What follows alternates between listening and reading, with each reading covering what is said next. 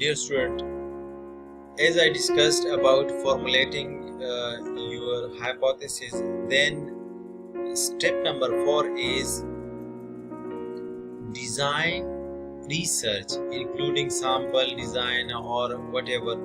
What would be your sample when you will taking this research? تو اس research کے لیے جو آپ سیمپل لیں گے اس کی بارے میں آپ نے اس میں ایکسپلین کرنا ہے. پھر آپ نے how can you collect this data, آپ اپنے ڈیٹا کے بارے میں بھی آپ کہیں گے کہ آپ کس طرح اس ڈیٹا کو فردر جو ہے آپ کلیکٹ کریں گے اور اس ریسرچ کو اپنے ریسرچ یا ٹاپک جو آپ نے سلیکٹ کیا ہے پھر میں آپ سے ڈسکس کر لوں گا کہ آپ کون کون سے ٹاپک کو سلیکٹ کر کے ایک اسائنمنٹ بنائیں جسے ہم ریسرچ پروپوزل بنائیں گے اور پھر اسی ہی ریسرچ پروپوزل کو ہم جو ہے وہ فردر آپ کے کیس اسٹڈی اور کیس رپورٹ اور آپ کی جو اپنی جو ریکوائرمنٹ ہوتی ہے بی ایس کے پروگرام کے لیے اس کا ہم جو ہے تھیسس یا ریسرچ کا جو رپورٹ ہوتا ہے وہ اسے بنائیں گے. پھر انالائز ڈیٹا، جو آپ کے اپنے ہائپوتھیسز ہیں جو آپ نے لی ہوتے ہیں، پھر اسی ہائپوتھیسز کے بنا پہ آپ نے اس ڈیٹا کو انالائز کرنا ہے جس پہ آپ نے مختلف ٹیسٹ اپلائی کرنے ہوتے ہیں. وہ بھی اسٹیٹسٹیکل ٹول سے ریلیٹڈ ہے، وہ بھی فردر انشاءاللہ ہم اپنے کلاس میں جو ہے وہ ایکسپلین کریں گے. نمبر 7 جو ہے وہ انٹرپریٹ اینڈ رپورٹ. پھر جب آپ کے پاس جو فائنڈنگز آتی ہیں آپ کی ریسرچ سے، آپ نے کیا کرنا ہوتا ہے کہ آپ نے اپنی ریسرچ کو انٹرپریٹ کرنا ہوتا ہے، اپنے ریسرچ کے بارے میں آپ نے بات کرنی ہوتی ہے اور اسی ریسرچ کو آپ نے جس طرح میں نے آپ سے پہلے کہا کہ جو ریسرچرز ہیں جنہوں نے پہلے سے کام کیا ہوتا ہے اس کو آپ اس کے ساتھ کمپیئر کرتے ہیں. نیکسٹ جو ہے ڈیفائننگ دا ریسرچ پرابلم. ہم ریسرچ پرابلم کو کس طرح ڈیفائن کریں گے؟ A research problem in general refers to some difficulty which a researcher experiences in context of either a theoretical or practical situation and wants to obtain a solution for the same. The research problem undertaken for study must be carefully selected. Help may be taken from a research guide in this connection. Ask yourself one key question: where do your interest lie? سب سے پہلے جب آپ نے research problem کو identify کرنا ہوتا ہے تو آپ کیا کرتے ہیں کہ آپ مختلف ریسرچ آرٹیکلز کو سب سے پہلے آپ ریسرچ آرٹیکلز ورلڈ سے لیتے ہیں، ساری دنیا سے. پھر آپ ایشیا سے لیتے ہیں کیونکہ ہم ایشیا میں رہتے ہیں. پھر آپ جو ہے ریسرچ آرٹیکلز جو ہیں وہ آپ ڈاؤن لوڈ کرتے ہیں تھرو گوگل ساؤتھ ایشیا سے. پھر ساؤتھ ایشیا کے بعد آپ کیا کرتے ہیں کہ پاکستان سے وہی ریسرچ آرٹیکل انہی ٹاپکس میں لے لیتے ہیں اور پھر انہی ٹاپکس کو جو ہے آپ تھورلی ریڈ کرتے ہیں، جس میں آپ جب ریڈ کرتے ہیں تو آپ کو لوگوں کی فائنڈنگز نظر آتی ہیں کہ بھئی اس نے یہ کام کیا ہے، اس نے یہ کام کیا ہے. تو آپ ان کے کاموں کو دیکھ کے آپ کو اندازہ لگتا ہے کہ میں اگر اس ریسرچ پہ کام کروں تو اس میں ایک پوائنٹ ہے جس پہ جو ہے کچھ گیپ نظر آ رہا ہے. تو آپ نے اس گیپ کو کلیئرلی جو ہے اپنی ریسرچ میں آئیڈینٹیفائی کرنا ہے اور پھر آپ نے اسی گیپ پہ کام کرنا ہے. ریسرچ پرابلم کو جو ہے وہ ہم کس طرح آئیڈینٹیفائی کریں گے یا کس طرح ہم اس کو جو ہے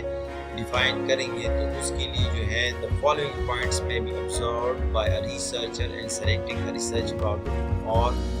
a subject for research. Number 1, subject which overdone should not be normally chosen, for it will be a difficult task to throw any new light in such a case. اگر ایک بندے نے بہت زیادہ ایک ٹاپک ہے آپ نے سپوز وہ دے دیا اور وہ جو ٹاپک ہے ہم یوزولی اکنامکس میں اس طرح کرتے ہیں کہ ہم کراپ پروڈکشن کو دیکھتے ہیں. سپوز ہم ویٹ پروڈکشن کو دیکھتے ہیں تو ویٹ پروڈکشن پہ تو ہر بندے نے کام کیا ہوتا ہے، جو بہت زیادہ کام لوگوں نے کیا، یا ویٹ ڈیزیزز پہ بہت سے لوگوں نے کام کیا ہوگا. لیکن ایک ہی پرٹیکولر ایریا میں آپ ایک ہی ٹاپک کو بار بار جو ہے ریڈ کریں گے اور اسی میں جو ہے آپ ایک پرابلم کو آئیڈینٹیفائی کریں گے جو بہت جنرل ٹاپک ہوتا ہے، اس میں پھر پرابلم آئیڈینٹیفائی کرنا بہت مشکل ہوتا ہے۔ آپ نے ایک ایسی یونیک ٹاپک کو لینا ہوتا ہے جس میں لوگوں نے کام ریئر کیا ہوتا ہے، جنرل ٹاپک میں بہت کم لوگ کام کرتے ہیں۔ نمبر 2 جو ہے there must be some objectives to be attained at if one wants nothing one cannot have a problem۔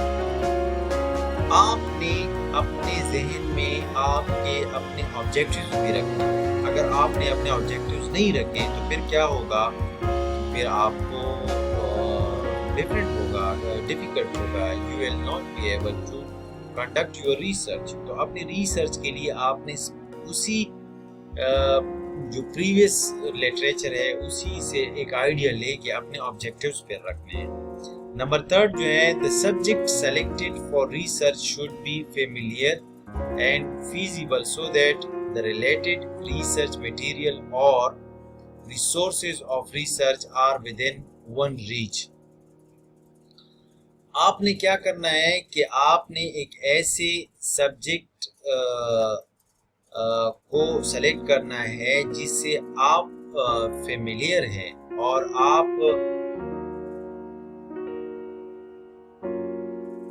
آپ کی وہ جو ریسرچ ہے وہ آپ کی ریچ کے مطابق ہو، مطلب آپ ان کو اس ریسرچ کو آسانی سے سرچ بھی کر سکتے ہیں، اس کے بارے میں آرٹیکل بھی آئیڈینٹیفائی کر سکتے ہیں اور آپ کو پتہ بھی چلتا ہے کہ آپ کس طرح اس ریسرچ کو فردر آئیڈینٹیفائی کریں۔ جس ریسرچ کو آپ کر نہیں سکتے اس کو کبھی نہ کریں، کیونکہ اس میں بندہ پھر شرمندگی اٹھاتا ہے۔ تو وہی ہم پھر آتے ہیں کہ ہم اپنی ریسرچ پرابلم کو کس طرح ڈیفائن کریں گے اور ہم اپنی ریسرچ پرابلمس کو کس طرح فردر ہم لے کے جاتے ہیں۔ جو ہمارا 4 نمبر پوائنٹ ہے وہ یہ ہے کہ the importance of the subject, the qualifications and the training of the researcher, the cost involved, the time factor are few other criteria that must also be considered in selecting a problem. Before the final selection of a problem is done, a researcher must ask himself the following question: whether he or she is well equipped in terms of his or her background to carry out the research, whether the study falls within the budget he can or she can afford, whether the necessary cooperation can be obtained from those who must participate in research as a subject۔ Number 4 میں ہم یہ کہہ رہے ہیں کہ بھئی وہ جو آپ ریسرچ کر رہے ہیں کیا وہ آپ کے بجٹ کے مطابق ہیں، کیا آپ کے پاس اتنے ایکوپمنٹس ہیں جو آپ کی ریسرچ کے لیے امپورٹنٹ ہے، اور کیا ان ایکوپمنٹس میں سے آپ جو ہے اس پہ امپلیمنٹ کر سکتے ہیں، اس سے آپ کام لے سکتے ہیں۔ اس میں جو ہے نا نیسیسری جو چیز ہے وہ یہ ہے کہ آپ جب پارٹیسپیٹ کریں گے اس ریسرچ میں وہ آپ کے پاس کون ہوگا آپ کے ہیلپ میں، جو آپ ڈیٹا کلیکٹ کریں گے اس کے لیے بھی تو آپ کو جو ہے نا ایک سپروائزر ہونا چاہیے، وہ بھی آپ کا ہیلپ کرے گا۔ تو اس طرح کی چیزوں کو آپ نے اپنے پرابلم آئیڈینٹیفائی کرنے سے پہلے جو ہے یا پرابلم کو سلیکٹ کرنے سے پہلے آپ نے اس پہ سوچنا ہے کہ بھی آپ اس کو کس طرح ہینڈل کریں گے۔ نمبر 5 جو ہے if the field of inquiry is relatively new and does not have available a set of well-developed techniques, a brief feasibility study must always be undertaken۔ تو اگر ایک فیلڈ ہے اس پہ آپ کام کر رہی ہیں اور اس میں کوئی ٹیکنالوجی یا ٹیکنیکس جو ہے وہ ڈیولپ نہیں ہے تو آپ اس طرح کریں گے کہ آپ اپنی فیزیبلٹی اسٹڈی کو ڈیولپ کریں گے اور آپ اس کو ایک نئی اسٹڈی کا نام دیں کہ اس پہ کام کریں گے۔ تو defining a research problem properly and clearly is a crucial part of research study and must in no case be accomplished hurriedly۔ The technique for the purpose involves the undertaking of the following steps, generally one after the other۔ تو آپ نے یہ ہے کہ جو آپ کی research problem ہے وہ آپ نے جلدی سے نہیں کرنا، آپ نے بہت سوچ سمجھ کے کرنا ہے، تاکہ آپ جب یہ ریسرچ کریں گے تو اس ریسرچ کو آپ نے کنٹینیو بھی رکھنا ہے، پھر اسی پرابلمس کو آپ نے پھر آئیڈینٹیفائی بھی کرنا ہے، اس کے فائنڈنگس کو پھر آپ نے ایکسپلین بھی کرنا ہے، تو اس لیے سوچ سمجھ کر ریسرچ پرابلمس کو آپ نے سلیکٹ کرنا ہے۔ اور یہ جو ٹیکنیک ہے اس میں جو انوالو ہے اس میں ہمارے پاس 5 سٹیپس ہیں، جس میں سب سے پہلے جو جنرل سٹیپس ہے اس میں statement of the problem in a general وے، آپ نے اپنے پرابلم کو جنرل وے میں ایکسپلین کرنا ہے کہ ساری دنیا میں سپوز اس ٹاپک پہ کام ہوا ہے اور میں جو کام کروں گی تو میں اس میں کیا پرابلم جو ہے وہ آئیڈینٹیفائی کروں گی۔ نمبر سیکنڈ، آپ نے understanding the nature of the problem, آپ نے اس پرابلم کے نیچر کو بھی انڈرسٹینڈ کرنا ہے کہ بھئی یہ جو پرابلم ہے جو میں آئیڈینٹیفائی کرنا چاہتی ہوں تو اس کا اصل میں کیا نیچر ہے، ہم کس طرح اس کو فردر اسٹڈی کو کنٹینیو کر کے ہم اس پرابلم کو سالو کر سکتے ہیں، چاہے وہ آپ میڈیکل سائنسز سے ریلیٹڈ ہو، چاہے وہ باٹنی سے ریلیٹڈ ہو، چاہے وہ سوشل سائنسز سے ریلیٹڈ ہو۔ پھر تھرڈ آپ کا جو ہے آپ نے اپنی لائبریری میں جا کے آپ نے گوگل پہ سرچ کرنا ہے، گوگل اسکالر پہ سرچ کرنا ہے، اویلیبل جو لٹریچر ہوتا ہے آپ نے اسی لٹریچر کو جو ہے آپ نے سرچ کرنا ہے اور اسی لٹریچر سے آپ نے اپنا رپورٹ جو ہے وہ ڈیزائن کرنا ہے۔ اور فورتھ جو ہے developing the ideas through discussion, پھر آپ نے کیا کرنا ہے کہ اپنے آئیڈیاز کو ڈسکشنز کے تھرو جو ہے آپ نے ڈیولپ کرنا ہے، اور انہی آئیڈیاز پہ آپ کے اور دوست ہوں گے یا آپ جس لیب میں کام کر رہی ہیں تو اس میں آپ اپنے پروفیسرز کے ساتھ آپ ڈسکس کر سکتی ہیں، اور اسی آئیڈیاز کو ڈسکشن میں جب آپ بار بار ڈسکس کریں گی تو آپ کے ذہن میں ایک آئیڈیا آئے گا اور پھر آپ فردر اس ریسرچ کو انالائز کر سکیں گے۔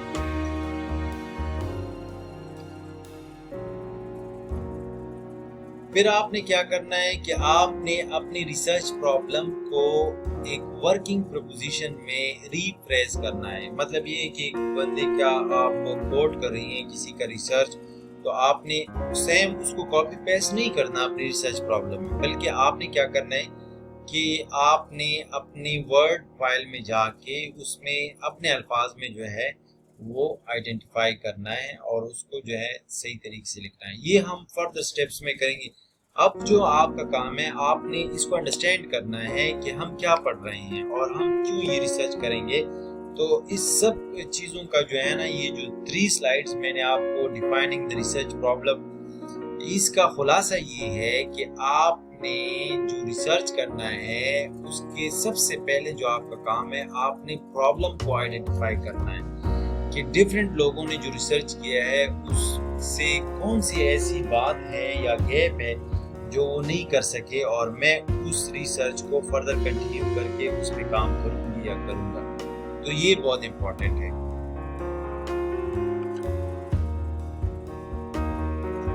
یہ جو سلائیڈ ہے یہ اصل میں بیسڈ ہے لٹریچر ریویو پہ، تو یہ پھر انشاءاللہ ہم نیکسٹ کلاس میں پڑھیں گے اور اس پہ جو ہے ہم بات کریں گے۔ یہ بہت ہی امپورٹنٹ ٹاپک ہے اور اس ٹاپک پہ انشاءاللہ نیکسٹ کلاس میں بات کریں گے۔ تھینک یو، اللہ حافظ۔